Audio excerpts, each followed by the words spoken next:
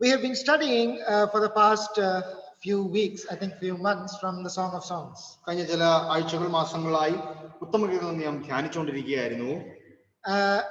We have seen, I think we have covered the half of 5 chapters.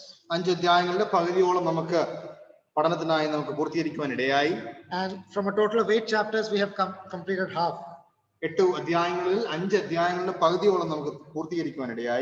We saw that Song of Songs is Shir Harishim, that is the most exquisite of all songs. Shir Harishim in the Varina, Ebraya Padatil, Artham Verina, Gidangal Atuttamayada, Anna, in the Talakata.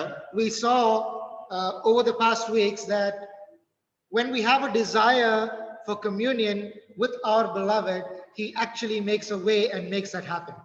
നമ്മുടെ പ്രിയനുമായി ശരിയായ തരത്തിലുള്ള ഒരു ആത്മീയമായ ബന്ധം കൂട്ടായ്മ ആ അകമഴിഞ്ഞ ബന്ധം ആസ്വദിക്കാൻ നാം ആഗ്രഹിക്കുമ്പോൾ അതിനുവേണ്ടി മാർഗങ്ങളെ കണ്ടുപിടിച്ച് നമ്മുടെ അടുക്കിലേക്ക് വരുന്നത് നമ്മുടെ പ്രിയൻ തന്നെയാണ്. And then we also saw that once you desire that and once that desire has been satisfied, then there are always cases in our lives where somehow or the other this communion is disturbed. ആ ആഗ്രഹം നാം കർത്താവിന്റെ സന്നിധിയിൽ വെക്കുകയും അതിൽ നാം സംതൃപ്തരായി തീരുകയും ചെയ്യുന്ന സാഹചര്യം ഉണ്ടായാൽ പോലും പിന്നീട് ആ ബന്ധത്തിന് അല്പം വിച്ഛേദനം ചില സാഹചര്യങ്ങൾ ഉണ്ടാകുന്നതായിട്ട് നമുക്ക് കാണുവാൻ കഴിഞ്ഞു. And that is why in the second idyll that we saw that the beloved is coming and trying to get the resting bride to wake up, say, arise, come away, my beloved. അതിന്റെ ഒരു ഉദാഹരണമാണ് രണ്ടാമത്തെ ചെറികാവ്യത്തിൽ നാം കണ്ടത്. ഉറങ്ങിക്കിടക്കുന്ന വിശ്രമിക്കുന്ന മണവാട്ടിയെ ഉണർത്തി വീണ്ടും ആ കൂട്ടായ്മ ബന്ധത്തിന്റെ ചൂടിലേക്ക് വരുത്തുവാൻ മണവാളൻ ആഗ്രഹിക്കുകയും അഭ്യർത്ഥിക്കുകയും ചെയ്യുന്നത്. He says, let me see your countenance, let me hear your voice, for your countenance for your voice is sweet and your countenance is comely. 2 and verse 14. നിന്റെ മുഖം ഞാനൊന്ന് കാണട്ടെ, നിന്റെ സ്വരം ഞാനൊന്ന് കേൾക്കട്ടെ, നിന്റെ സ്വരം ഇമ്പമുള്ളതും നിന്റെ മുഖം സൗന്ദര്യമുള്ളതും എന്ന് മണവാളൻ അഭ്യർത്ഥിക്കുകയാണ്. And many times in our lives also, when the beloved comes seeking for us like that, what we say is, until the day break and the shadows flee away, turn, my beloved, please go away, leave me alone. അങ്ങനെ മണവാളൻ നമ്മുടെ അടുക്കൽ വന്ന് ഇങ്ങനെ നമ്മളെ പറ്റി അവൻ നമ്മളോട് അഭ്യർത്ഥിക്കുമ്പോൾ നാം വീണ്ടും അടിപിടിച്ചു പറയുന്ന വാക്കുകളാണ്, എന്നെ വിട്ട് പൊയ്ക്കൊള്ളുവീൻ, മുന്തിരിവള്ളി എന്നെ വിട്ട് പൊയ്ക്കൊള്ളുവീൻ എന്ന് പറഞ്ഞ് 2:17 last verse. വെയിലാറിൽ നീൾ കാണാതെ ആഗോളം എന്റെ പ്രിയനെ നീ മടങ്ങി ഉർക്കട പർവ്വതങ്ങളിലേക്ക് തിരികെ പോകുക എന്ന മണവാട്ടിയുടെ ഉത്തരവും നാം കാണുകയുണ്ടായി. And then we saw that in spite of that, even though the bride is unresponsive to the calls of the groom, calls of the beloved, but yet when she goes seeking for him, he is very responsive, ready to be found. മണവാളന്റെ അഭ്യർത്ഥനയ്ക്ക് മണവാട്ടി ഉത്തരം കൊടുക്കാതെ പ്രതികരിക്കേണ്ട രീതിയിൽ പ്രതികരിക്കാതിരുന്നാൽ പോലും മണവാളനെ അന്വേഷിച്ച് മണവാട്ടി ചെല്ലുമ്പോൾ ആ മണവാളൻ ഒരു മടിയും കൂടാതെ മണവാട്ടിയെ ചേർത്ത് പിടിക്കുന്നതായിട്ട് കാണുവാൻ നമുക്ക് കഴിയും. And then we entered into the wedding of Solomon and the Shulamite. ശലോമോൻ രാജാവും ശൂലേംകാരിയും തമ്മിലുള്ള വിവാഹ ശുശ്രൂഷയെ പറ്റി നമുക്ക് ധ്യാനിക്കാനിടയായി. And there was one of the most beautiful descriptions of the bride that he gives in chapter 4. 4-ാം അധ്യായത്തിൽ മണവാട്ടിയെ പറ്റിയുള്ള തന്റെ വിവർത്തനം നമുക്ക് അവിടെ കാണുവാൻ കഴിയുന്നുണ്ട്. And he ended it with such a lovely statement, 4 and verse 7, thou art all fair, my love, there is no spot in thee. അവിടെ താൻ പറയുകയാണ്, എന്റെ പ്രിയ നീ സർവാംഗ സുന്ദരി, നിന്നിൽ യാതൊരു ഊനവുമില്ല എന്ന് മണവാളൻ പ്രസ്താവിക്കുകയാണ്. But even that happy time together, that wedding time together, even that came to an end, because in chapter 5 again we see that the bride is sleeping. എന്നാൽ അതുപോലും ഒരു ശരിയായ രീതിയിലുള്ള പര്യവസാനത്തിലേക്ക് എത്തുന്നില്ല. മണവാട്ടി വീണ്ടും ഉറക്കത്തിലേക്ക് വിശ്രമത്തിലേക്ക് മടങ്ങി പോവുകയാണ്. And we see the bridegroom, the beloved, he is outside the door and he is knocking and he's saying, open to me, my sister, my love, my dove, my undefiled, for my head is filled with dew and my locks with the drops of the night. 5 and verse 2. മണവാട്ടി അങ്ങനെ വിശ്രമിച്ചുകൊണ്ടിരിക്കുമ്പോൾ മണവാളൻ വീണ്ടും മണവാട്ടിയുടെ അടുക്കിലേക്ക് കടന്നു വന്ന് വാതിലിന്റെ പുറത്തു നിന്ന് പറയുകയാണ്, എന്റെ സഹോദരി, എന്റെ പ്രിയ, എന്റെ പ്രാവെ, വാതിൽ തുറക്കുക, ഞാൻ നിന്നെ ഒന്ന് കാണട്ടെ എന്ന് പറഞ്ഞ് മണവാളൻ വീണ്ടും പറയുകയാണ്. എന്റെ ശിരസ് മഞ്ഞുകൊണ്ട് നിറഞ്ഞിരിക്കുന്നു എന്നും താനോട് പ്രസ്താവിക്കുന്നു. And then last week we saw the response of the bride to that earnest, tender call of the groom. ആ മണവാളന്റെ മൃദുവായുള്ള ആ അഭ്യർത്ഥനയും ആ ആ ഒരു അഭ്യർത്ഥനയിൽ മണവാട്ടി വീണ്ടും തന്നോട് പ്രതികരിക്കുന്നതായിട്ട് നമുക്ക് കാണുവാൻ കഴിയും. Oh, we saw that she again started giving excuses. വീണ്ടും താൻ ഒഴിവുകഴിവുകൾ അവിടെ മണവാളനോട് പറയുകയാണ്. And I think with relation to the last week, I owe a small apology. കഴിഞ്ഞ ആഴ്ചയെ സംബന്ധിച്ച് ഞാൻ ഒരു ചെറിയ ക്ഷമാപണം നടത്തട്ടെ. I actually gave you some illustrations from our assembly, but I want to make it clear that please don't try to connect it with any particular individuals. ഞാൻ കഴിഞ്ഞ ആഴ്ച ഒരു ഉദാഹരണം പറയുവാനിടയായി. അത് യാതൊരു വ്യക്തിയെയും തമ്മിൽ അത് ബന്ധിപ്പിക്കേണ്ട കാര്യമില്ല. Those examples were only to teach each of us that many times we try to find difficulties where there are no difficulties. ആ ഉദാഹരണങ്ങൾ കേവലം നമ്മുടെ ജീവിതത്തിൽ വ്യക്തിപരമായ ഓരോരുത്തരുടെ ജീവിതത്തിൽ ഇങ്ങനെയുള്ള ഒഴിവുകഴിവുകൾ ഇതുപോലെയുള്ള ഒഴിവുകഴിവുകൾ പറയാൻ സാധ്യതയുണ്ട്, പറയുന്നവരാണ്. അതുകൊണ്ടാണ് ഞാൻ ഉദാഹരണം പറഞ്ഞത്. And I got an impression that some have tried to connect it with some people. Please don't do that. ചില ആളുകൾ അത് ചില വ്യക്തികളുമായിട്ട് ബന്ധിപ്പിക്കാൻ ശ്രമിക്കുന്നുണ്ടായി. അത് അങ്ങനെ ചെയ്യരുത് എന്ന് ദൈവനാമത്തിൽ ഓർപ്പിച്ചുകൊള്ളട്ടെ. All these illustrations that I gave, it is in a spirit of love and only intended to actually, encourage us to find out our faults, to correct ourselves, so that we can be better Christians, living in closer communion with the Lord Jesus. ഇങ്ങനെയുള്ള ഉദാഹരണങ്ങൾ നൽകി തരുന്നത് സ്നേഹത്തിന്റെ ആത്മാവിൽ പറയുന്നത് നാം അന്യോന്യം ആത്മീയമായി വളരണം എന്നുള്ള ആഗ്രഹത്തിലാണ് ഞാൻ ആ കാര്യങ്ങൾ ഓർപ്പിക്കുന്നത്. We saw that the bride said, I have put off my coat, how shall I put it on? I have washed my feet, how shall I defile them? I can't even take that much effort, even though it is not much of a sacrifice. I'm not ready to make that great effort of putting on my coat and soiling my feet as I walk across the floor. മണവാട്ടി ഒഴിവൊഴിവ് പറയുകയാണ്, എന്റെ അങ്കി ഞാൻ ഉരിക്കും, ഞാൻ അത് തിരിച്ച് എങ്ങനെ ഇടും, എന്റെ കാൽ കഴുകിയിരിക്കുന്നു, ഞാൻ വീണ്ടും നിലത്ത് ചവിട്ടുന്നത് എങ്ങനെയെന്നുള്ള ഒഴിവൊഴിവുകൾ പറഞ്ഞ മണവാളന് വേണ്ടി അല്പം പ്രയത്നം ചെയ്യുവാൻ പോലും മടിക്കുന്ന മണവാട്ടി. Oh, but our beloved does not just leave us when we give excuses. എന്നാൽ നാം ഒഴിവൊഴിവുകൾ പറഞ്ഞാൽ പോലും മണവാളൻ നമ്മെ വിട്ടു പോകുന്നില്ല. He put his hand into the locks of the door, into the hole of the door, and tried to open the door. And that actually, the sight of his hand once again brought the feelings from within her. എന്നാൽ മണവാളൻ വീണ്ടും അവിടെ അഭ്യർത്ഥിക്കുന്നതായിട്ട് കാണുന്നുണ്ട്. അവൻ വാതിൽ തുറക്കേണ്ടതിന് തന്നെ മണവാട്ടിയിൽ അഭ്യർത്ഥിക്കേണ്ടതിനാണ്. എന്റെ പ്രിയൻ ദ്വാരത്തിലൂടെ കൈനീട്ടി എന്റെ ഉള്ളം അവനെ ചൊല്ലി ഉരുകിപ്പോയി. And then she decided, I'm going to go and open the door. അതിനുശേഷം താൻ തീരുമാനിച്ചു മണവാളന് വേണ്ടി വാതിൽ തുറക്കുവാനായി താൻ തയ്യാറാകുകയാണ്. And once again I want to remind you that in the church of Laodicea, the Lord Jesus is in the same position outside the door, and he knocks at the door and says, behold, I stand at the door and knock. He is knocking today in the hearts of each and every believer who has lost that communion with him. ലവോദിക്ക സഭയിലും സംഭവിക്കുന്ന ഇതേ അവസ്ഥയാണ്. മണവാളൻ കർത്താവായ യേശുക്രിസ്തു സഭയ്ക്ക് വെളിയിൽ നിന്നുകൊണ്ട് സഭയുടെ വാതിൽ തുറക്കുന്നു. എല്ലാ വ്യക്തി ജീവിതങ്ങളിലും കർത്താവുമായി കൂട്ടായ്മ ബന്ധം നഷ്ടപ്പെട്ട വ്യക്തി ജീവിതങ്ങളുടെ ഹൃദയത്തിന്റെ വാതിലിന്റെ പുറത്ത് കർത്താവ് നിന്ന് തുറക്കുവാൻ വേണ്ടി അഭ്യർത്ഥിക്കുകയാണ്. And my dearly beloved, I really plead with you that when the Lord Jesus knocks at the door of your heart, earnestly desiring to have fellowship and communion with you, I plead that you will open the doors and not delay.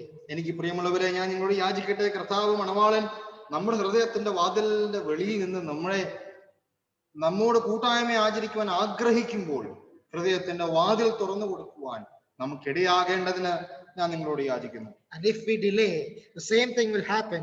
She delayed and she opened the door in verse 6, but he had withdrawn himself and he had gone. മണവാളന് വേണ്ടി വാതിൽ തുറക്കാൻ ഞാൻ താമസിച്ചാൽ മണവാട്ടിക്ക് സംഭവിച്ചത് 6-ാം വാക്യത്തിന്റെ ആരംഭം, ഞാൻ എന്റെ പ്രിയന് വേണ്ടി തുറന്നു, എന്റെ പ്രിയനോ പോയിക്കൊണ്ടിരുന്നു. Then she starts searching for him and searching for him. The watchmen find her in verse 7 and treat her very badly.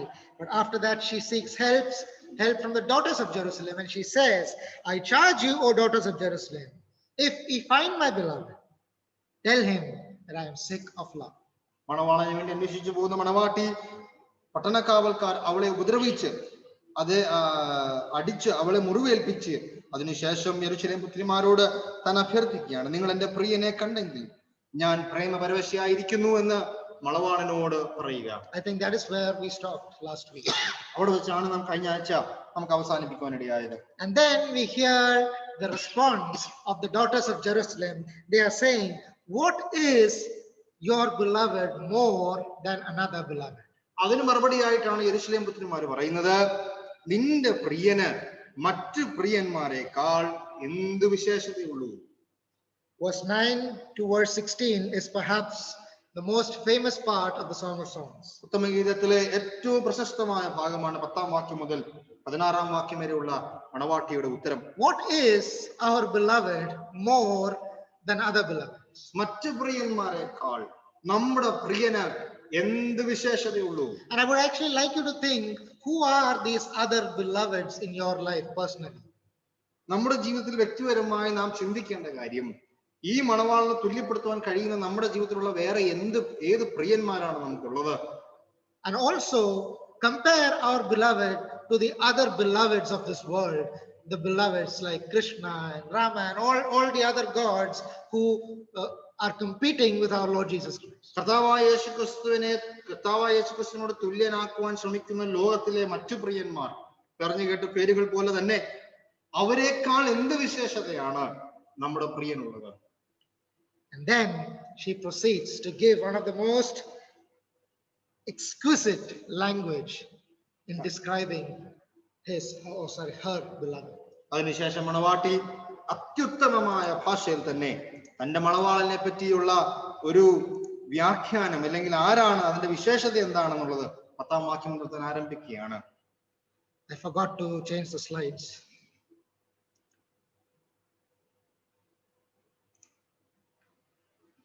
So we come to the bride's portrait of the beloved.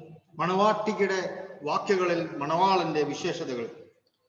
You see, as soon as this question is posed, she is ready with an answer.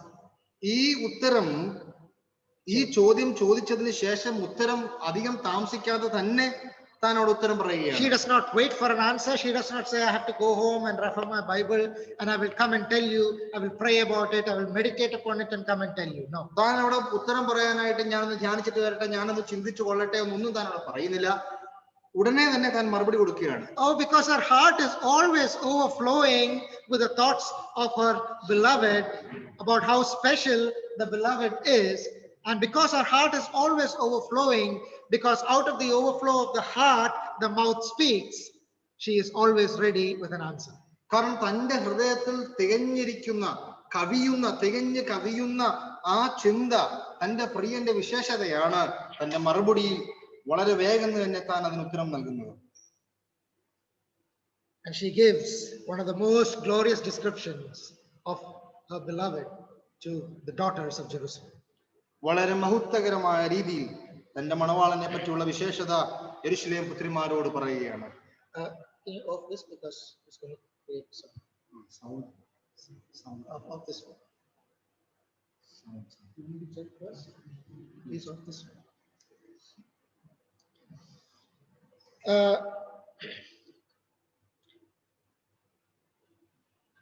Now, what I want to say is, in these verses, we should not try to find a different meaning for each and every, or rather spiritualize every single thing. ഈ ഉത്തരത്തിലുള്ള വാക്യങ്ങളിൽ എല്ലാം അതിനെ ആത്മീയവൽക്കരിക്കേണ്ട കാര്യമില്ല. But at the same time, let us never miss the beauties that it presents us with.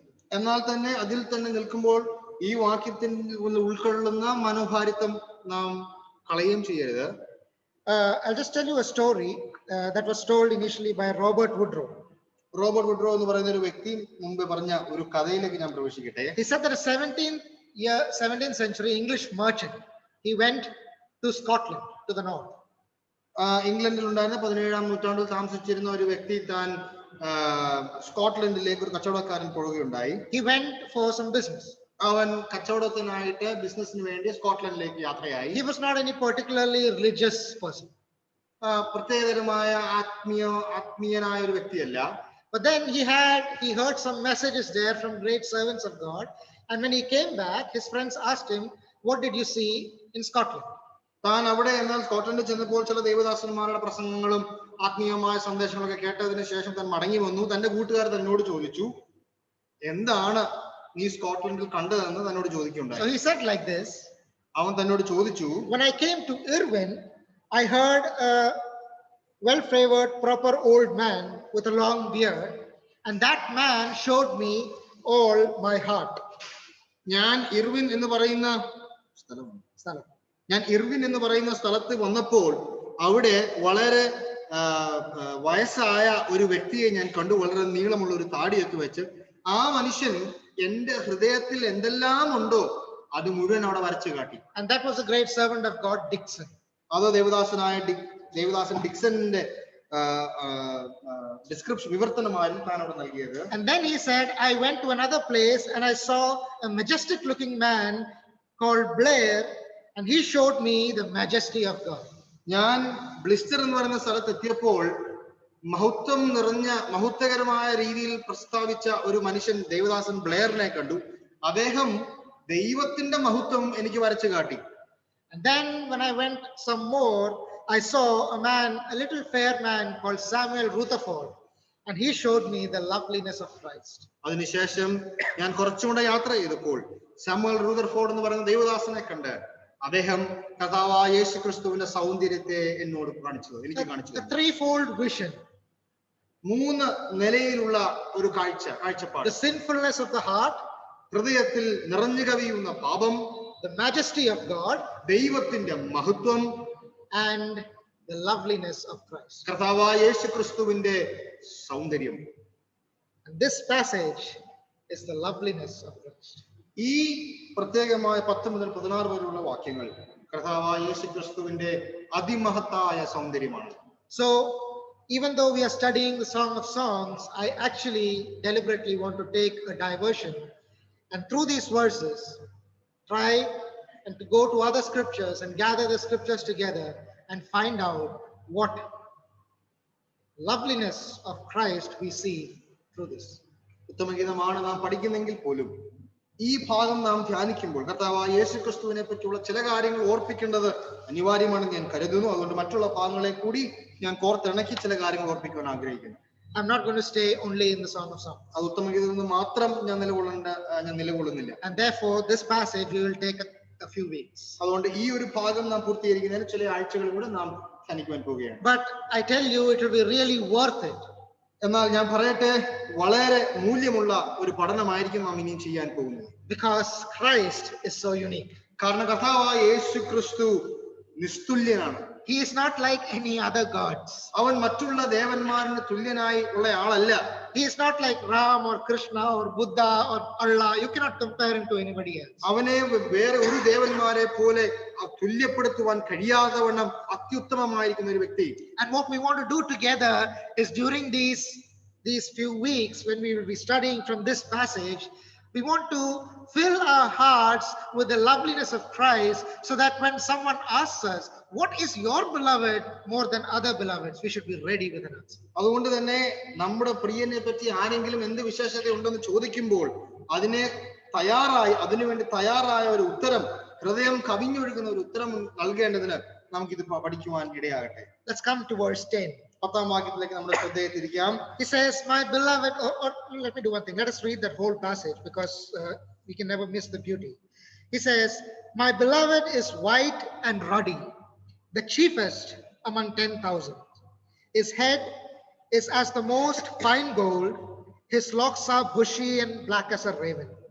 His eyes are as the eyes of doves by the rivers of water, washed in milk and fitly set. His cheeks are as a bed of spices, as sweet flowers. His lips like lilies, dropping sweet-smelling myrrh. His hands are as gold rings set with the beryl. His belly is as bright ivory overlaid with sapphires.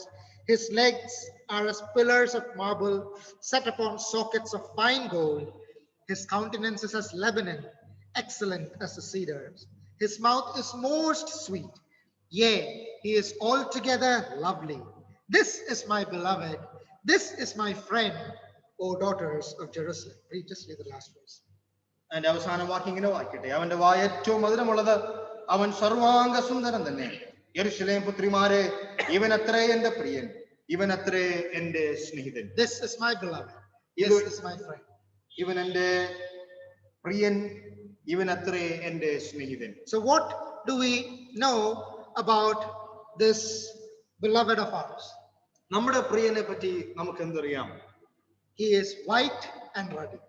ഇത് പറയുന്ന ഈ വേദഭാഗം പറയുന്നത് എന്റെ പ്രിയൻ വെണ്മയും ചുവപ്പുമുള്ളവൻ. I'm sure our hearts are already bubbling with thoughts that we have heard over so many years in our lives on Sunday mornings. കഴിഞ്ഞ നാളുകളിൽ നമ്മുടെ ഹൃദയങ്ങളിൽ ഞായറാഴ്ച ദിവസം കേട്ട അവനെ പറ്റിയുള്ള വിവർത്തനം നമ്മുടെ ഹൃദയങ്ങൾ നിറഞ്ഞു കവിയുകയാണ്. But then again, this never loses its fragrance. എന്നാൽ ഒരിക്കൽ പോലും ഇതിന്റെ ആ സൗരഭ്യം അത് നഷ്ടപ്പെടുന്നില്ല. Our beloved is white and ruddy. എന്റെ പ്രിയൻ വെണ്മയുള്ളവൻ ചുവപ്പുള്ളവൻ. He is holy, pure, undefiled, separate from sinners. അവൻ വിശുദ്ധൻ, പരിശുദ്ധൻ, പാപികളിൽ നിന്ന് വേറിട്ടിരിക്കുന്നവൻ. We read of his garments as being white as snow. അവന്റെ ആ അങ്കി മഞ്ഞുപോലെ വെണ്മയുള്ളതായിട്ട് നാം വായിക്കുന്നുണ്ട്. On the Mount of Transfiguration, we saw Peter, James, and John when they saw that normal human being that walked with them, and as the light started radiating from his body, he became whiter and whiter and whiter. നമുക്കറിയാം, മരുഭൂമി മലയിലേക്ക് നടന്നു കയറിയ അവരോട് സമനായ മനുഷ്യനായ യേശു മരുഭൂമിയുടെ മലയുടെ മുകളിൽ ചെന്നപ്പോൾ അവനിൽ നിന്ന് പുറപ്പെടുന്ന അതിശോഭയേറിയ വെളിച്ചം അവർ കണ്ടു. His life was a picture of holiness that we have never seen compared anywhere else. അവന്റെ ജീവിതവും അവനിൽ നിന്ന് പുറപ്പെട്ട വെളിച്ചവും അവന്റെ വിശുദ്ധിയും അവന്റെ പരിശുദ്ധിയും വരച്ചു കാട്ടുന്നു. Unapproachable purity. അടുത്തുകൂടാത്ത വെളിച്ചത്തിൽ വസിക്കുന്ന ദൈവം. And no human intellect could actually grasp the whiteness of his character. അവന്റെ ഒരു മനുഷ്യ ബുദ്ധിക്ക് കണക്കാക്കുവാൻ കഴിയാതെ വണ്ണം അവന്റെ വിശുദ്ധി, അവന്റെ വെണ്മ. It is unique by itself, stands higher than every other gauge that you can keep. അത് സകലത്തിലും നിസ്തുല്യൻ, വേറെ എന്ത് കാണുന്നതിനേക്കാളും അത് നമ്മളെ പിടിച്ചു നിർത്തുവാൻ കഴിവുള്ള അത്ര അഗാധമായ അവന്റെ നിസ്തുല്യത. We have seen in Psalm 45, he is fairer than the sons of men. നാം 45-ാം സംഗീതത്തിൽ വായിക്കുന്നു, മനുഷ്യപുത്രന്മാരിൽ നീ അതിസുന്ദരൻ. We have spoken of his whiteness again and again. He is morally so beautiful. അവൻ ധാർമ്മികമായി എത്ര മനോഹരത്വമുള്ള വ്യക്തിത്വമാണ്. There was no sin in him. അവനിൽ യാതൊരു പാപവും കുറ്റവും ഉണ്ടായിരുന്നില്ല.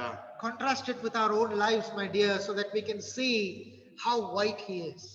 നമ്മുടെ ജീവിതവുമായി അവനെ താരതമ്യം ചെയ്യുമ്പോൾ അവന്റെ വിശുദ്ധി, അവന്റെ പരിശുദ്ധി എത്രയോ ഉത്തമമാണ്. Do you know what it means to say that he had no sin in him? അവനിൽ പാപമില്ല എന്ന് പറയുന്നതിന്റെ പ്രയോഗത്തിന്റെ അർത്ഥം നാം മനസ്സിലാക്കിയിട്ടുണ്ടോ? There was no sin in him. We need to repeat this again and again because it is challenged again and again in today's world, that not only that the Lord Jesus did not sin, it was that he could not sin. കർത്താവായ യേശു ക്രിസ്തുവിൽ പാപമില്ല എന്ന് നാം പറയുമ്പോൾ ഇന്ന് ലോകം അതിനെ വെല്ലുവിളിക്കുന്നു.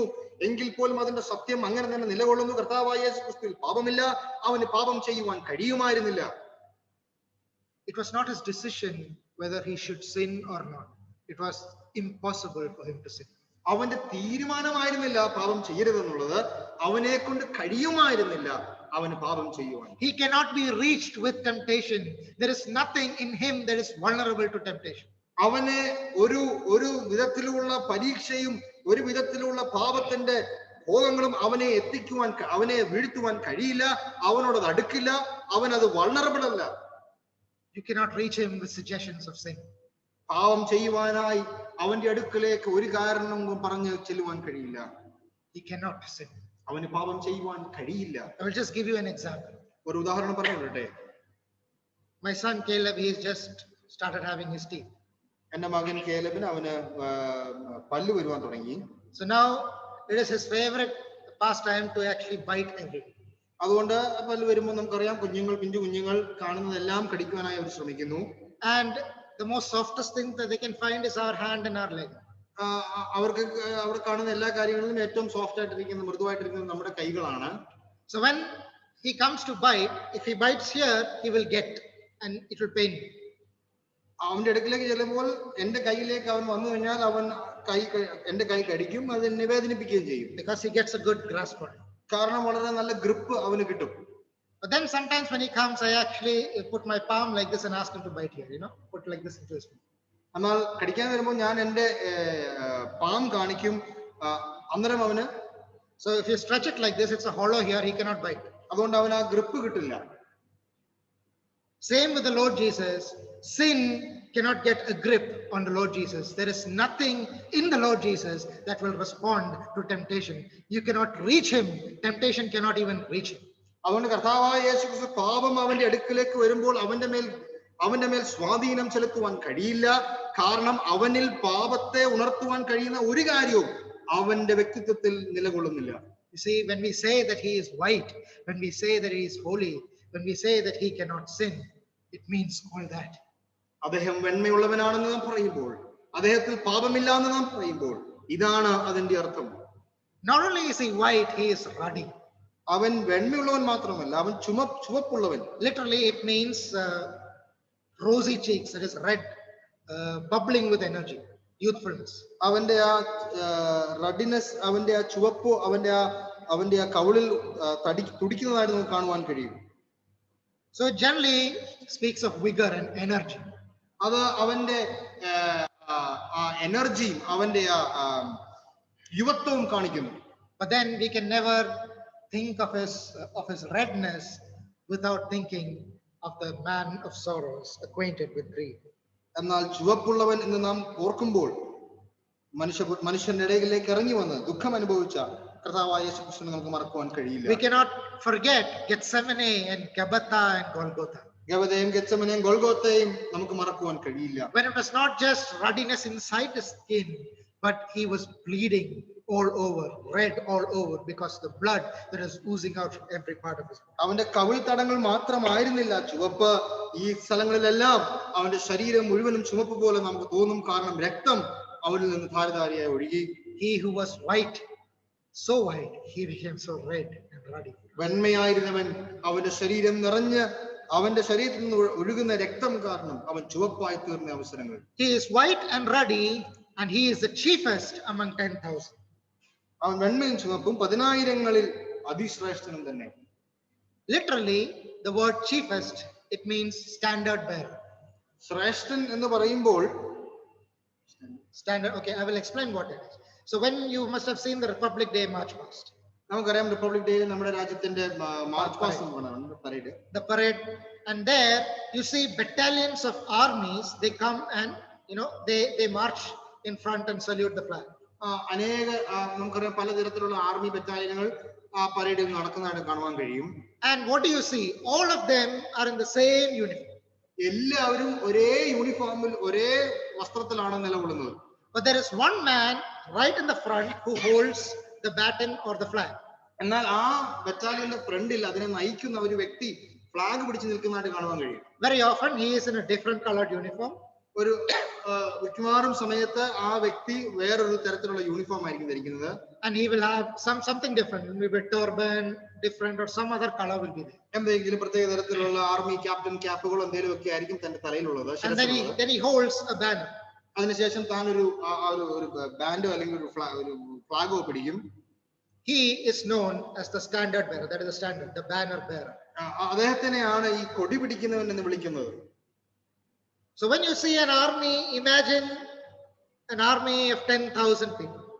അപ്പൊ നാം ഒരു വലിയ ബറ്റാലിയൻ കണക്കാക്കുമ്പോൾ 10,000 പേര് നിൽക്കുന്ന ഒരു ബറ്റാലിയൻ നാം മനസ്സിൽ ചിത്രീകരിച്ചാൽ all of them having the same uniform, all of them moving similarly according to the beat. Everybody's left leg, right leg, everything goes together.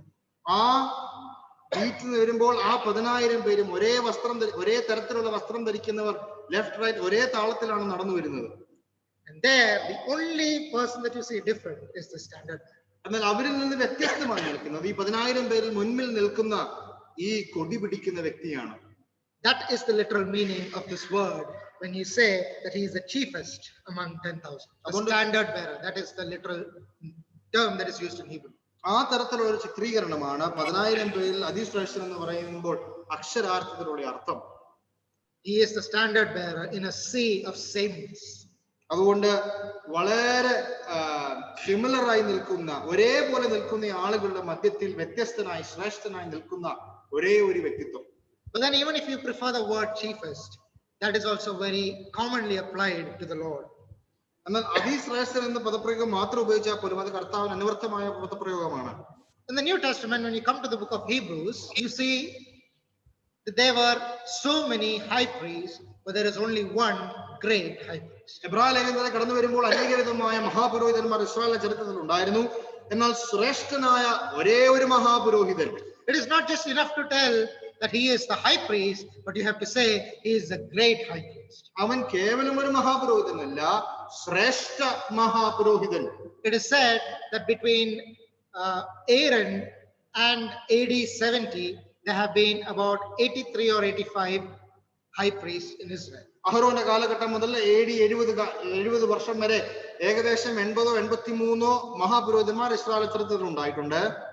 And we are more interested, up till the time of Caiaphas, there were about 81 high priests in Israel. കയ്യഫാവിന്റെ കാലഘട്ടം വരെ 81 മഹാപുരോഹിതന്മാർ ഉണ്ടായിരുന്നു. And Caiaphas rent his clothes, thereby signifying the end of priesthood. കയ്യഫാവ് തന്റെ വസ്ത്രം കീറി കർത്താവിന് മുമ്പാകെ നിൽക്കുമ്പോൾ നാം കരുതുന്നത് മഹാപൗരോഹിത്യത്തിന്റെ കാലം അവസാനിക്കുകയായിരുന്നു. But none of those 81 or 85, whatever you want, none of them were called great high priests. അവരെ ആരെയും ശ്രേഷ്ഠ മഹാപുരോഹിതൻ എന്ന പദപ്രയോഗം ചാർത്തിയിട്ടില്ല. There is only one worthy of that title, and that is our beloved. ശ്രേഷ്ഠ മഹാപുരോഹിതൻ അന്വർത്ഥമാകുന്ന ഒരു വ്യക്തിത്വമേ ഉള്ളൂ, അത് നമ്മുടെ കർത്താവായ യേശുക്രിസ്തുവാണ്. Not just that, you come again, there are many shepherds. David is a shepherd. There are many shepherds, but there is only one who is called the chief shepherd of the sheep. നമുക്കറിയാം, ആട്ടിടയന്മാരുടെ കൂട്ടത്തിലും അനേക പേരുകളുണ്ട്. ദാവീദ് തുടങ്ങിയ ആട്ടിടയന്മാരുണ്ട്. എന്നാൽ അതിൽ പോലും കർത്താവിന്റെ നാമം അത്യുത്തമമായിരിക്കുന്നു, ശ്രേഷ്ഠ ഇടയൻ, ഇടയശ്രേഷ്ഠൻ. There is just one chief shepherd. ഒരേ ഒരു ഇടയശ്രേഷ്ഠൻ. Not just that, you read in Isaiah chapter 32, we read of the rock, but there you read the shadow of a great rock. നാം അവിടെ യെശയ്യാ പ്രവചനം 62-ാം അധ്യായത്തിൽ നാം അവിടെ പാറയെ പറ്റി വായിക്കുന്നത് പാറയുടെ ഒരേ ഒരു പാറയുടെ പിളർപ്പ്, The shadow of a great rock. മഹാപാറയുടെ Isaiah 32. മഹാപാറയുടെ നിഴൽ. Yes, a great rock. മഹാപാറ. And then when you come to Ephesians chapter 2, you hear about the chief cornerstone. നാം എഫേസ്യ ലേഖനം 2-ാം അധ്യായത്തിലേക്ക് വരുമ്പോൾ ശ്രേഷ്ഠമായ ഒരു മൂലക്കല്ല്. Chief. He is the chief. അവൻ ശ്രേഷ്ഠനാണ്. There is none comparable to him. അവനോട് തുല്യപ്പെടുത്തുവാൻ ആരും യോഗ്യരല്ല. The women of Jerusalem, when they came out to meet David and Saul after David killed Goliath, they said, Saul has slain his thousands and David his 10,000s. ശൗലും ദാവീദും യുദ്ധം കഴിഞ്ഞ ശേഷം കടന്നു വരുമ്പോൾ യെരൂശലേമിലെ സ്ത്രീകൾ വന്ന് അവരോട് പറയുന്ന പാട്ട്, ശൗൽ 1000 പേരെ കൊന്നു, ദാവീദോ 10,000 പേരെ കൊന്നു. After some time, after David was a little bit older, he wanted a drink from the well of Bethlehem. ദാവീദിന് വയസ്സായപ്പോൾ ബത്ലഹേമിന്റെ കിണറിൽ നിന്ന് അല്പം വെള്ളം കുടിക്കുവാൻ ആഗ്രഹിച്ചു. And he wanted to go across the garrison of the Philistines to go and get that water from that well. ഫിലിസ്തീയരുടെ പടയുടെ മധ്യത്തിലൂടെ കടന്നു ചെന്ന് ബത്ലഹേമിൽ ചെന്ന് ആ വെള്ളം കുടിക്കാൻ താൻ ആഗ്രഹിച്ചു. But then his soldiers said to him, we will go because you are worth more than 10,000 of us. അവിടെ തന്റെ പടയാളികൾ വന്ന് പറയുകയാണ്, ഞങ്ങൾ കടന്നു പോകാം, കാരണം നീ ദാവീദ് രാജാവ് 10,000 പേരെക്കാൾ മൂല്യമുള്ളവനായതുകൊണ്ട് ഞങ്ങൾ നിങ്ങൾക്ക് വേണ്ടി പോകാം. How precious that is, right? David is worth 10,000 soldiers. ദാവീദിനെ തുല്യപ്പെടുത്തുന്നത് 10,000 പടയാളികളെയാണ്. Here the bride says he is chiefest among 10,000. ഇവിടെ മണവാട്ടി പറയുകയാണ് 10,000-ങ്ങളിൽ അവൻ ശ്രേഷ്ഠൻ. But then you come to the book of Revelation. എന്നാൽ വെളിപ്പാട് പുസ്തകത്തിലേക്ക് വരുമ്പോൾ in chapter 5 you see the great worship session in heaven. വെളിപ്പാട് പുസ്തകം 5-ാം അധ്യായത്തിൽ സ്വർഗ്ഗത്തിൽ നടക്കുന്ന വലിയ ആരാധനയുടെ ചിത്രം. And there you just don't see 10,000, but you see 10,000 times 10,000. നാം അവിടെ 10,000 പേരല്ല, 10,000 മടങ്ങ് 10,000. And then that is not enough. 10,000 times 10,000s and thousands and thousands. 10,000 ഗുണം 10,000 ഗുണം 1000 ഗുണം 1000. And in the midst of that, there is only one voice that says, worthy is the lamb that was slain. ഈ വലിയ സൈന്യത്തിന്റെ മധ്യത്തിൽ, വലിയ പുരുഷാരത്തിന്റെ മധ്യത്തിൽ ഒരേ ഒരു ശബ്ദമാണ്, യോഗ്യനായ ഒരേ ഒരു കുഞ്ഞാണ്. They all say with one voice, worthy is the lamb that was slain. ഒരേ സ്വരത്തിൽ ആ വലിയ പുരുഷാരം പറയുകയാണ്, അറുക്കപ്പെട്ട കുഞ്ഞാട് യോഗ്യൻ. He is chiefest among 10,000. അവൻ 10,000 പേരിൽ അതിശ്രേഷ്ഠൻ. And let me ask you this question so simply: is he the chiefest in your life and mine? ഞാൻ ലളിതമായി ചോദിക്കട്ടെ, നമ്മുടെ ജീവിതത്തിൽ, ഞങ്ങളുടെ ജീവിതത്തിലും നിങ്ങളുടെ ജീവിതത്തിലും ഇവനാണോ അതിശ്രേഷ്ഠനായി നിലകൊള്ളുന്നത്? God has decreed that he will have the preeminence in all things. കർത്താവ് പിതാവായ ദൈവം അവനെ സകലത്തിനും മീതെ തലയാക്കി. He has been given the name that is above every name. സകല നാമത്തിനും മേലായ നാമം അവന് നൽകി. He has been made the chiefest. അവനെ സകലത്തിലും അതിശ്രേഷ്ഠനാക്കി തീർത്തു. But is he the chief in your life and mine? എന്നാൽ നമ്മുടെ വ്യക്തിപരമായ ജീവിതത്തിൽ അവനാണോ അതിശ്രേഷ്ഠ സ്ഥാനം നാം കൊടുത്തിരിക്കുന്നത്? It is for us to answer that question today. നാം ഉത്തരം പറയേണ്ട ചോദ്യമാണ്. And after going and giving a general description of the Lord Jesus, of her beloved, she now goes to give a 10-fold description of him. കർത്താവിനെ പറ്റി ഒരു ചോദ്യം ചോദിക്കുമ്പോൾ After giving a description, a general description about the beloved, she's going to specifically know 10 things. പൊതുവായുള്ള ഒരു വിവർത്തനം താൻ അവിടെ കൊടുത്തിട്ട് തന്റെ പ്രിയനെ പറ്റി 10 തലത്തിലുള്ള ഒരു ഡിസ്ക്രിപ്ഷൻ, ഒരു വിവർത്തനം താൻ അവിടെ കൊടുക്കുകയാണ്. And she starts with his head. അതിനുശേഷം തന്റെ ശിരസ് കൊണ്ടാണ് താൻ ആരംഭിക്കുന്നത്. His head is as the most fine gold. അവന്റെ ശിരസ് അതിവിശേഷമായ തങ്കം. His head is as the most fine gold. അതിവിശേഷമായ Thankam. Perhaps she is referring to the crown that was on his head. ഒരു പക്ഷേ തന്റെ ശിരസിൽ താൻ ധരിച്ചിരിക്കുന്ന കിരീടത്തെ പറ്റി ആയിരിക്കാം താൻ പ്രസ്താവിച്ചത്. We are not exactly sure, but she is comparing his whole head to gold. No. To fine gold. No. To much fine gold. തന്റെ ശിരസ് താൻ ഉപമിക്കുന്നത് തങ്കമല്ല, വിശേഷമായ തങ്കമല്ല, അതിവിശേഷമായ തങ്കം. You see, in verse 11, again we encounter his head and his locks, his hair. In verse 11, again we encounter his head and his hair. അവന്റെ കുരുനിരകൾ ചുരുണ്ടും കാക്കയെ പോലെ കറുത്തുമിരിക്കുന്നു. So his head and his hair. അവന്റെ ശിരസും അവന്റെ തലമുടിയും. Locks. Yeah. Right? So the head and the locks. Where else did we read that same combination? ഈ രണ്ട് തരത്തിലുള്ള ഈ വിവർത്തനം വേറെ എവിടെയും നാം വായിക്കുന്നുണ്ട്. അതെവിടെയാണ്? Where did we read that? അതെവിടെയാണ്? In verse 2. രണ്ടാം വാക്യത്തിൽ. There we see him as a rejected one.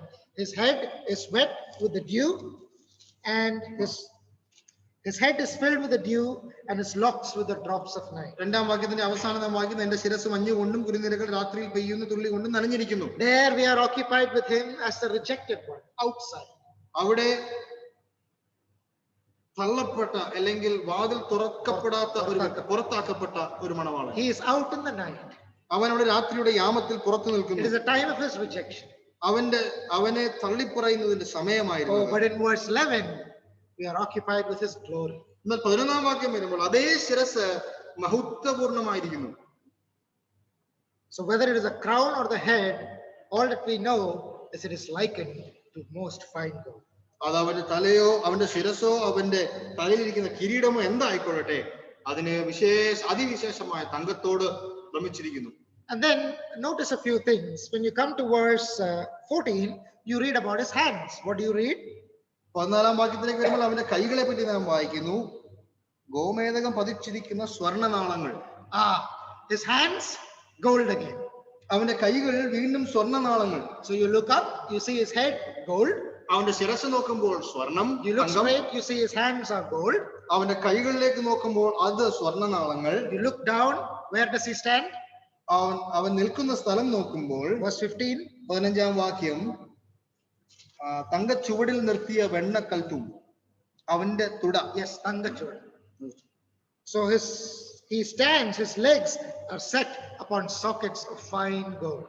അതുകൊണ്ട് അവന്റെ കാൽ, അവൻ നിൽക്കുന്ന സ്ഥലം തങ്കം കൊണ്ട് നിറഞ്ഞിരിക്കുന്നു. Wherever you look, up, hands or feet, the soles of his feet, all fine gold. അവന്റെ ശിരസ്, അവന്റെ കൈകൾ, അവന്റെ കാലുകൾ നിൽക്കുന്ന സ്ഥലം എല്ലാം സ്വർണം കൊണ്ട് നിറഞ്ഞിരിക്കുന്നു. There is no deterioration in him. അതിൽ യാതൊരു ശിരസ് മുതൽ കാൽപാകം വരെ യാതൊരു തലത്തിലുള്ള കുറവുമില്ല. There is no downgrade. ഒരു തലത്തിൽ വേറെ തലത്തിലേക്ക് പോകുമ്പോൾ അതിനെ താഴ്ത്തി കിട്ടുന്നില്ല. Do you remember in Daniel, Nebuchadnezzar saw a dream? നമുക്കറിയാം ദാനിയേൽ പുസ്തകത്തിൽ നെബൂഖദ്നേസർ രാജാവ് സ്വപ്നം കാണുന്നത് നമുക്കറിയാം. There again, what did he see? He saw a head of gold. അവിടെയും താൻ ശിരസ്, തല നിറഞ്ഞ ഒരു ശിരസിനെയാണ് താൻ കണ്ടത്, തങ്കം നിറഞ്ഞ ഒരു ശിരസ്. And that golden head was Nebuchadnezzar, Babylon. ആ ശിരസ്, തങ്കം കൊണ്ട് നിറഞ്ഞിരിക്കുന്ന ശിരസ് ബാബിലോൺ സാമ്രാജ്യത്തെ കാണിക്കുന്നു. Then as you started looking down, it became silver, and then bronze, and then iron.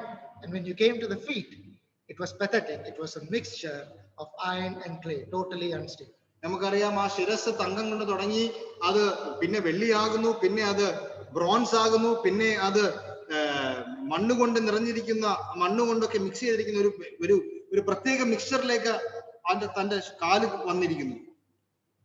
You go up to down, it's degrading in quality. ആ ശിരസ്, തങ്കം കൊണ്ട് തുടങ്ങുന്ന ശിരസ് ഓരോ തലം ചെല്ലുമ്പോൾ ക്വാളിറ്റി കുറഞ്ഞു വരികയാണ്. But not so with our Lord Jesus. His head is gold, his hand is gold. Even when you reach the feet, it is still gold. എന്നാൽ മണവാളനെ സംബന്ധിച്ച് അവന്റെ ശിരസ് അതിവിശേഷമായ തങ്കം, അവന്റെ കൈകൾ സ്വർണ്ണനാളങ്ങൾ, അവൻ നിൽക്കുന്ന സ്ഥലം സ്വർണം കൊണ്ട് നിറഞ്ഞിരിക്കുന്നു. And in scripture, gold is very often connected with his deity, with his glory. പല ആവർത്തി വേദപുസ്തകത്തിൽ നാം സ്വർണത്തെ പറ്റി നാം വായിക്കുമ്പോൾ, ഉപമിക്കുമ്പോൾ അത് കർത്താവായ വ്യക്തി ദൈവത്തിന്റെ ആ ദൈവത്വത്തെ കാണിക്കുന്നു. In him dwells the fullness of the Godhead bodily. ദൈവത്തിന്റെ സർവ്വ സമ്പൂർണതയും ദേഹരൂപമായി വസിക്കുന്നത് ക്രിസ്തുവിൽ. His thoughts, his intellect, his wisdom, in everything you see a stamp of gold, a stamp of divinity, deity. അവന്റെ ചിന്തകൾ, അവന്റെ പ്രവൃത്തികൾ, അവന്റെ വാക്കുകൾ, അവന്റെ ബുദ്ധി, അവന്റെ പരിജ്ഞാനം മുഴുവനും തങ്കം കൊണ്ട് നിറഞ്ഞിരിക്കുന്ന അതിമഹത്തായ. It speaks to us that everywhere there is a stamp of divinity there. അവൻ നിൽക്കുന്ന അവന്റെ ആ രൂപത്തിൽ തന്നെ ദൈവത്വം നിറഞ്ഞിരിക്കുന്നു. Wherever it is, whatever he does, the glory of his godhood, it shines out for all to see. അവൻ എവിടെ നിന്നും പോകട്ടെ, അവന്റെ ദൈവത്വത്തിന്റെ മഹത്വം, തേജസ് നിറഞ്ഞിരിക്കുന്നു. So then what I want to do is try and gather some references very quickly from the New Testament about the head of the Lord Jesus Christ. കർത്താവിന്റെ ശിരസിനെ പറ്റി പരാമർശിക്കുന്ന ചില ഭാഗങ്ങൾ വളരെ വേഗത്തിൽ ഓർപ്പിച്ചുകൊള്ളട്ടെ. And that is actually a beautiful study for us to go home and meditate on. ഭാരതത്തിൽ ചെന്ന് നമുക്ക് ധ്യാനിക്കുവാനായി ദൈവം നമ്മെ സഹായിക്കട്ടെ. Let us be like the cow that first eats and then chews the cud. പശു ആഹാരം കഴിക്കുന്നത് പോലെ എടുത്ത് അത് ചവച്ച് ആസ്വദിച്ച് കഴിക്കുവാൻ നമുക്കിടയാകട്ടെ. You see, the first reference to the head of the Lord Jesus is in Matthew chapter 8.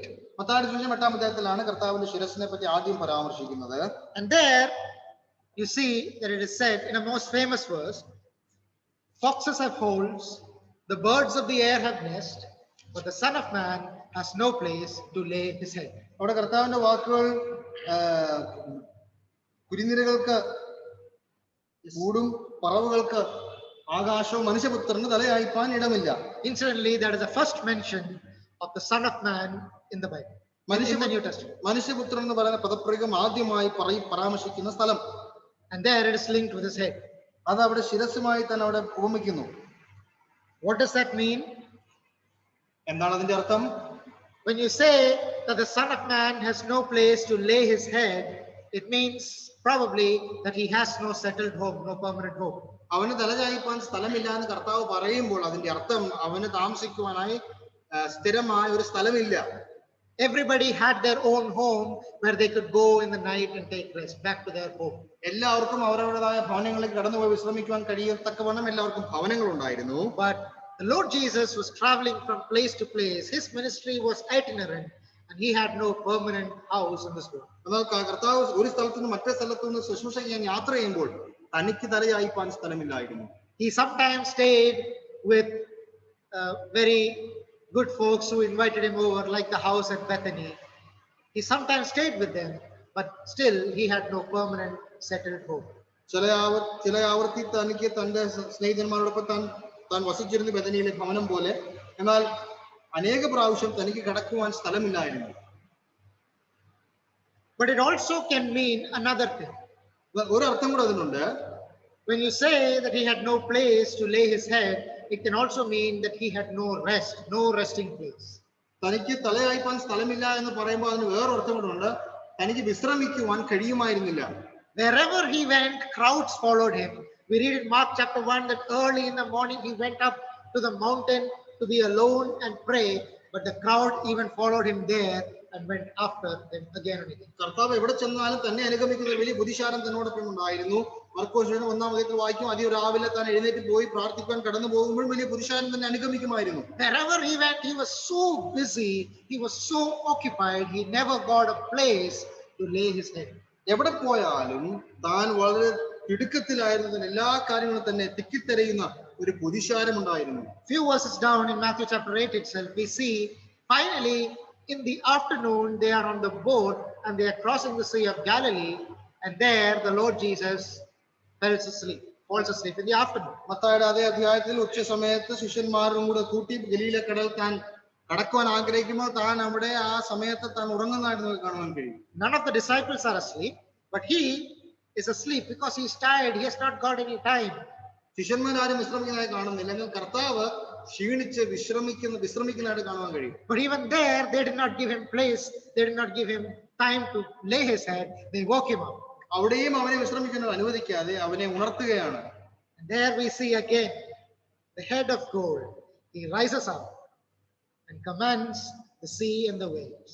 Even though he had no place to lay his head, there also we see the head of gold, his divinity shining through. അവിടെയും തന്റെ ശിരസ് അതിവിശേഷമായ തങ്കം എഴുന്നേറ്റ് അവരെ ആശ്വസിപ്പിച്ച് കടലിനെയും കാറ്റിനെയും ശാന്തമാക്കുന്നതായി കാണുവാൻ കഴിയും. So we first of all see his head that was weary in service. ആദ്യമായി അവന്റെ ശിരസ് ക്ഷീണിച്ച് വിശ്രമിക്കുവാൻ ഇടമില്ലാത്ത ഒരു ശിരസ്. Then when we come in relation to his suffering, അവന്റെ കഷ്ടപ്പാടുകളെ പറ്റി നാം ധ്യാനിക്കുമ്പോൾ in chapter 27 of Matthew, you see 3 quick references to his head. Mathai 27-ാം അധ്യായത്തിൽ തന്റെ ശിരസിനോടുള്ള ബന്ധത്തിൽ 3 പരാമർശങ്ങളുണ്ട്. In Matthew chapter 27 verse 29, we read that his head was crowned with a crown of thorns. Mathai 27-ാം അധ്യായം 29-ാം വാക്യത്തിൽ അവന്റെ ശിരസിൽ മുള്ളുകൊണ്ട് ഒരു കിരീടം മെടഞ്ഞ് അവന്റെ തലയിൽ വെച്ചു. It was not cruel all that they already did to him. Now they added to their cruelty by putting a crown of thorns on his head and mocking him. ആ നിമിഷം വരെ ചെയ്ത ക്രൂരത പോലും കണക്കാക്കാതെ കൊണ്ട് വീണ്ടും അവന്റെ ശിരസിൽ മുള്ളുകൊണ്ട് ഒരു കിരീടം മെടഞ്ഞ് അവനെ അടിച്ചു. But that was not enough. The next reference to his head is just in the next verse. They took the stick, the reed that they had given, and smote him on his head. കോലെടുത്ത് അടുത്ത വാക്യത്തിൽ അവന്റെ തലയിൽ വെച്ചിരിക്കുന്ന കിരീടത്തിന് മേൽ അവർ അടിച്ചു. അവന്റെ ശിരസ് മുറിഞ്ഞു. If it was the other way around, still it was painful. ഏത് വഴി ആയിക്കൊള്ളട്ടെ അത് വേദനാജനകമായിരുന്നു. But first they put a crown of thorns, and then on top of that they hit with the head, and you could see all those thorns piercing into his skull.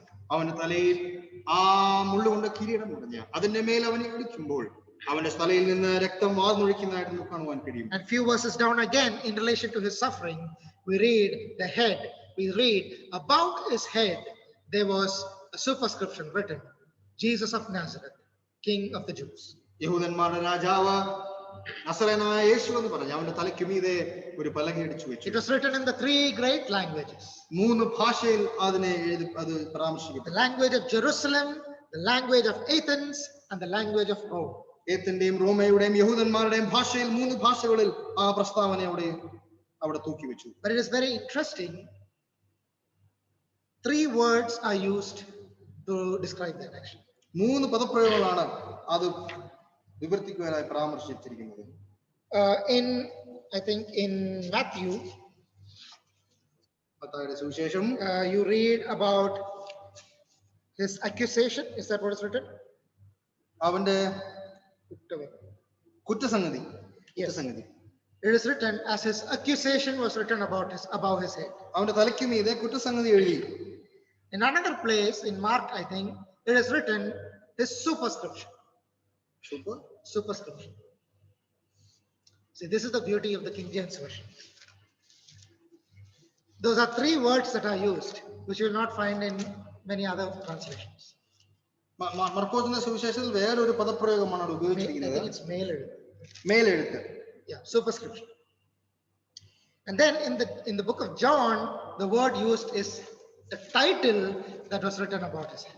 അതിനുശേഷം യോഹന്നാൻ സുവിശേഷത്തിൽ തലക്കെട്ട് എന്ന് പറയുന്ന പദപ്രയോഗം ഉപയോഗിച്ചിരിക്കുന്നു.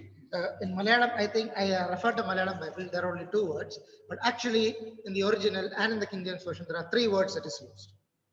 മൂന്ന് പദപ്രയോഗങ്ങൾ മൂലഭാഷയിൽ മൂന്ന് സുവിശേഷങ്ങളിലും കാണുവാൻ കഴിയും. And depending on your appreciation of him, you will use one of these three words. അവനെ പറ്റിയുള്ള അഭിപ്രായത്തിനുള്ള ബന്ധത്തിൽ ഈ മൂന്ന് കാര്യങ്ങൾ നമുക്ക് പദപ്രയോഗങ്ങൾ പറയാം. To those people who did not recognize him at all, who were his enemies, what was written about his head, above his head, was just an accusation. അവനെ അറിയാത്തവർ അവന്റെ തലയ്ക്ക് മീതെ എഴുതിയിരിക്കുന്ന ഇത് വെറും ഒരു കുറ്റസംഗതിയായിരുന്നു. For those who didn't care, it was just a superscription. അവനെ ചൊല്ലി യാതൊരു indifferent people. അവനെ ചൊല്ലി യാതൊരു വികാരവും ഇല്ലാത്ത ആളുകൾ ഇത് കേവലം ഒരു മേലെഴുത്താണ്. But to those who really love him, that was his title. എന്നാൽ അവനെ സ്നേഹിക്കുന്നവർക്ക് അത് അവന്റെ തലക്കെട്ടായിരുന്നു. We acknowledge it as his title. നാം അത് അവന്റെ തലക്കെട്ടായി നാം അത് ഏറ്റുവാങ്ങുന്നു. Because that title speaks of his deity and his humility and his humanity. കാരണം അവന്റെ ദൈവത്വവും അവന്റെ മനുഷ്യത്വവും അവന്റെ humility, അവന്റെ താഴ്മയെ പറ്റി അത് പ്രസ്താവിക്കുന്നു. You see the head of gold again. വീണ്ടും അവന്റെ തങ്കം നിറഞ്ഞ ശിരസ്സ്. Jesus, his humanity. യേശു എന്ന് പറയുന്ന പദപ്രയോഗം അവന്റെ മനുഷ്യത്വത്തെ കാണിക്കുന്നു. Of Nazareth, his humility. What good shall come out of Nazareth?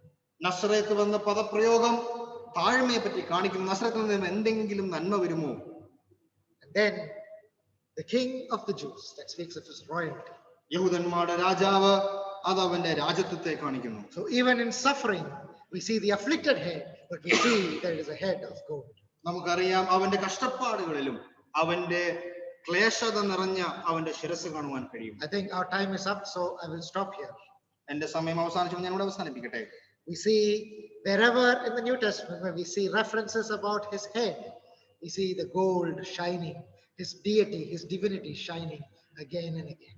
അവന്റെ ശിരസ് എവിടെയൊക്കെയോ നാം വേദപുസ്തകത്തിൽ പരാമർശിക്കുന്നുണ്ടോ അവിടെയെല്ലാം അത് അതിവിശേഷമായ തങ്കം പോലെ തിളങ്ങുന്നതായിട്ട് കാണുവാൻ കഴിയും. I hope that all of us will go home and once again read these verses again and again. വീണ്ടും ഭവനത്തിൽ കടന്നു ചെന്ന് ഈ വാക്യങ്ങൾ ആവർത്തിയായി വായിക്കുമെന്ന് ഞാൻ പ്രതീക്ഷിക്കുന്നു. And try to find out what is the link between those times where his head is mentioned and how it is linked to his godhood. അവന്റെ ശിരസ് പരാമർശിക്കപ്പെടുന്ന സ്ഥലം എല്ലാം ചിന്തിച്ച് അവന്റെ ദൈവത്വത്തോട് അത് അനുഭവപ്പെടുത്തി ചിന്തിക്കുവാൻ ധ്യാനിക്കുവാൻ ഇടയാകട്ടെ. His head is as the most fine gold. അതിവിശേഷമായ Thankam. My beloved is white and ruddy, the chiefest of 10,000. എന്റെ പ്രിയൻ വെണ്മയും ചുവപ്പുമുള്ളവൻ 10,000 പേരിൽ അതിശ്രേഷ്ഠൻ. This is my beloved. This is my friend, O daughters of Jerusalem. യെരൂശലേം പുത്രിമാരെ, ഇവനത്രേ എന്റെ പ്രിയൻ, ഇവനത്രേ എന്റെ സ്നേഹിതൻ. May God bless these words to our hearts this evening. ഈ വചനങ്ങളാൽ ദൈവം നമ്മുടെ ഹൃദയങ്ങളെ അനുഗ്രഹിക്കുമാറാകട്ടെ.